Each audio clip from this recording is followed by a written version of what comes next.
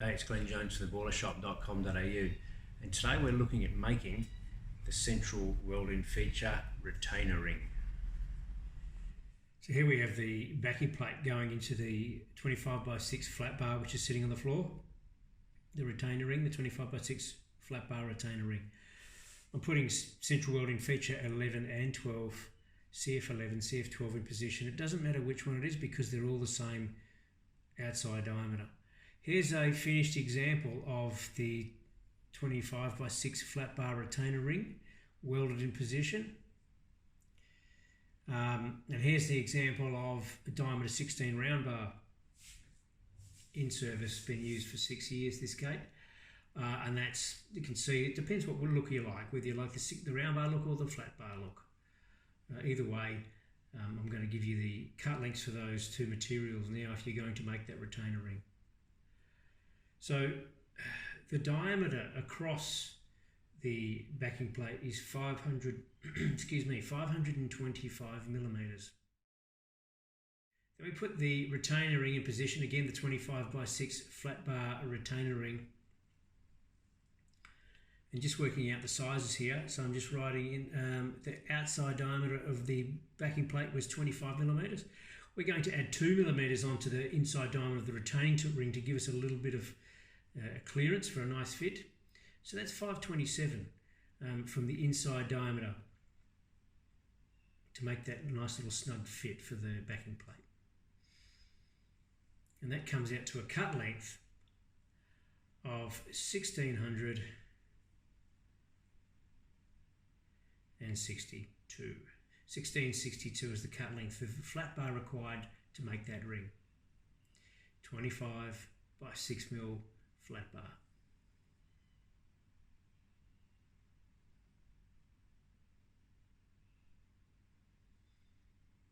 If we were using diameter 18 round bar, we have a bit of a different calculation because we've got a different material thickness now. Still a 2 millimeter, still a 527 inside distance inside diameter, but now a cut length of 16,1680. Can't read that too well, but that's rewritten as 1680.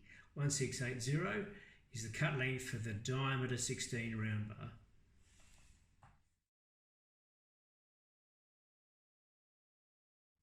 So with the flat bar, the 25x6 flat bar, make sure you put a weld prep on the end of the flat bar before you roll it. It just makes life easier. Then run it through the plate rolls. I'm using pinch rolls here. You can use pyramid rolls, whatever you've got you can access. So run it through, bring it up to the required inside diameter of 527. But if you've got that cut length right, as I suggested, then it should, where it matches up, should be right, should be spot on. Just take note, you can't use those measurements if you're going to change the material thickness. So make sure you stick with those measurements, otherwise you will need to recalculate for the different material thickness. But if you're stuck, if you're going to use a different material and you can't work it out, send me an email, contact me, I'll help you. Then we take time to align the joint.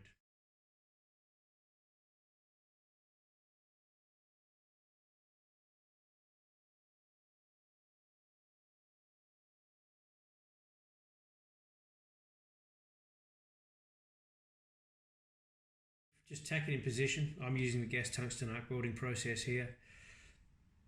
You could use manual metal arc or shielded metal arc and gas metal arc, whatever you like. Take the ring, hold it together. I weld the inside first, and then I didn't show it, but I actually did a back grind. I did the weld one side, then I did a back grind on the outside, and then I did a weld on the outside afterwards to fill it up. I think I did 2 runs and filled it up. And then once all that's done, give it a light sand to finish off.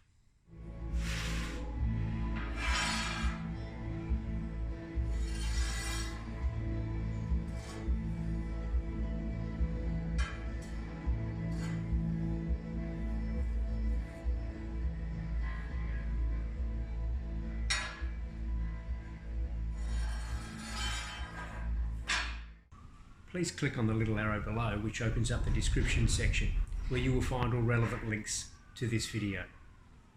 Please also click on the bell and the subscribe button if you want to keep up to date with my latest work. And thanks for watching.